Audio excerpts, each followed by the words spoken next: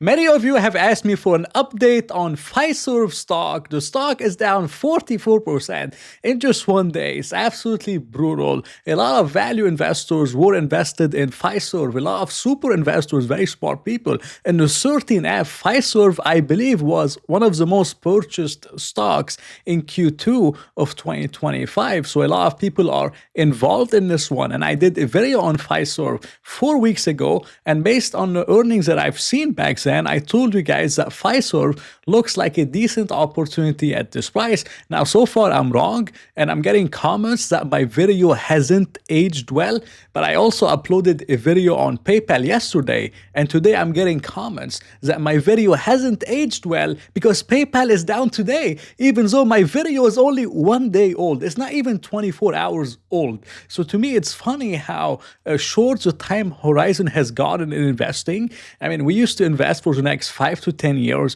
and now most people can't even hold a stock for 2 months if it's not moving. But again, it's really funny to me. But I'm going to talk about Fiserv in this video, and I really hope you enjoy it as always. But again, this quarter was not good at all. Revenues barely grew 1%. You could see it here, really bad. Operating margins, they declined by 320 basis points, which is unusual for Fiserv. Adjusted earnings per share have declined 11%. And I'm not the only one saying that. The CEO, he said it himself. He said, our current performance is not where we want it to be, nor where our stakeholders expect it to be. And that's why the stock was down 45% in one day. It doesn't happen very often. Now, for the full year, Fiserv now expects earnings per share of 850 to 860 for the full year. It was down from the previous forecast of 1015 to 1030. So they pretty much downgraded their earnings per share estimate by about 30 to 32%. So the stock should be down at least 30%, in my opinion, but 45% or even 40% was just a massive overreaction. Revenue are expected to be 3.5 to 4% growth versus the average estimate of 10%. Now, during the call on Wednesday, and this is something that actually is very interesting to me, is the contribution from Argentina. So they are really big in Argentina, and I'm going to do my best to explain it. But Argentina pretty much last year has contributed 10 percentage points to their 16% organic growth rate. And if you look at the Argentina contribution to their organic growth, it has been huge in 2024. The reason why it was huge, because they had massive inflation in Argentina. They had 118% inflation. You could look at it here, 118%. This year in 2025, they have 22% inflation. So for a company, for a payment processor or someone in the payment space like Fiserv, if transactions are increasing by, let's say, 120%, it's going to juice up the revenues on a figure basis for Fiserv in a major way. But if inflation is only 22% and you're comparing it to 120% inflation, the comparison is not going to look as great. So this is one big reason why this season has been disappointing for this year, because you're comparing it against 120% inflation in Argentina, and now they have 22%. And Argentina is a huge market for them, and it has really affected the revenues. And it's the same thing with interest rate. So they benefit from interest rate. It was 58% in 2024, and now interest rate in Argentina is 43%. So this is something that I didn't know, and to me it's very interesting. And this is a major contribution. So if you compare it year on year, it's not gonna look as great, but it's nothing that has to do with the fundamentals of the business, with the core business, or the fundamentals of the company. And it's just market forces. And this is something that's actually great to see. Now, in terms of the merchant solution business, it has grown in general about 5%, which wasn't really bad at all. I'm very happy to see that.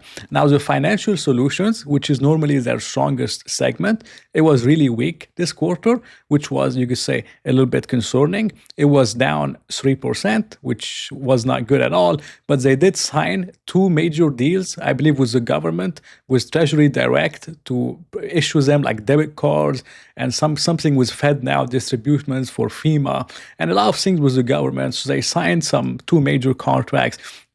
and hopefully it should get better from here. But financial solutions is where they have an edge and they have a competitive advantage. But this quarter was not great, and operating margins have declined to 42.5%. So that was not good at all from the company. And they're also getting a new operating chief, which will serve as a co-CEO. And they're also, I believe, getting a new financial officer, and they're changing board seats, and they're changing the leadership team in general.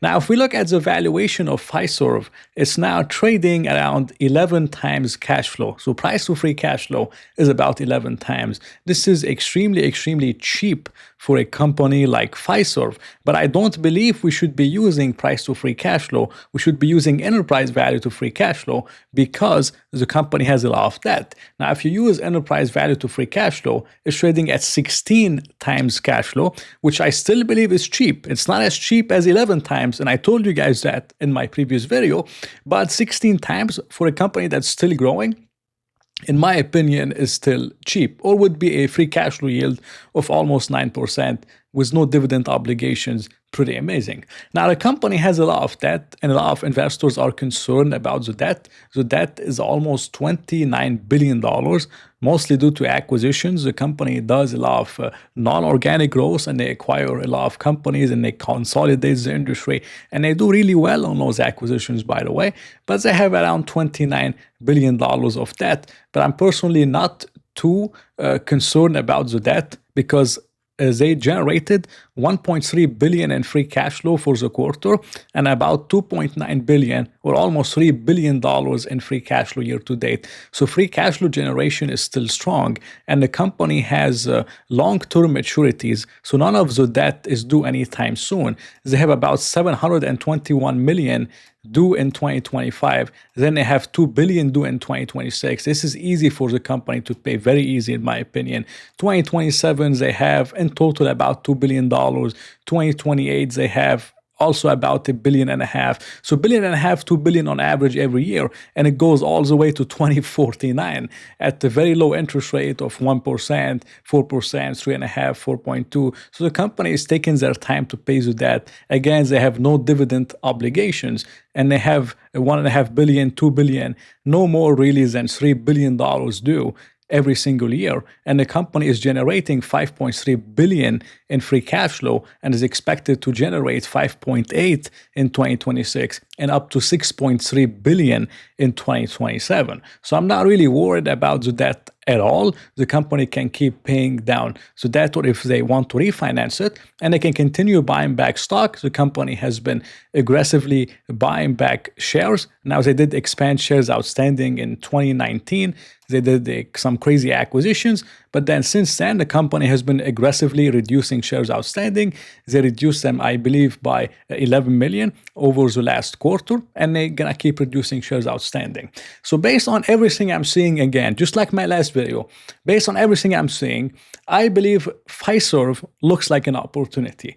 But now I think there's a lot of uncertainties. I think a lot of those uncertainties are likely priced in the stocks. But normally, whenever I look at such a company with a lot of uncertainty, with everything that I'm seeing with this one, I like to see some improvement first before I get into the company. So let's say I owned Fiserv. I would not be a seller at this price. I think it would be crazy to be selling the stock because the company, again, is buying back and is taking advantage of those prices. So I personally would not be a seller. Again, just my opinion. But let's say I was trying to enter Fiserv.